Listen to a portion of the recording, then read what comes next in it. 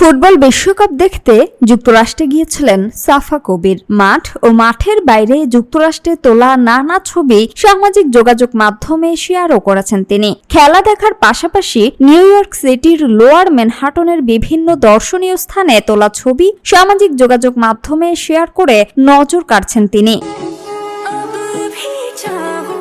একটি লুকে সাদা কালো মিনিমালিস্ট সামার স্টাইলে দেখা গেছে সাফাকে। ফিটেড কালো টপের সঙ্গে অফ হোয়াইট ফ্লোই মেক্সি স্কার্ট, সাদা শোল্ডার ব্যাগ, সাদা কালো স্নিকার্স, সানগ্লাস ও সোনালী ঘড়ির সমন্বয়ে ছিল তার পরিপাটি উপস্থিতি। ছবিগুলোতে 100 ওল্ড স্লিপ ভবন ও বিখ্যাত চার্জিং বুলের সামনেও পোজ দিয়েছেন তিনি।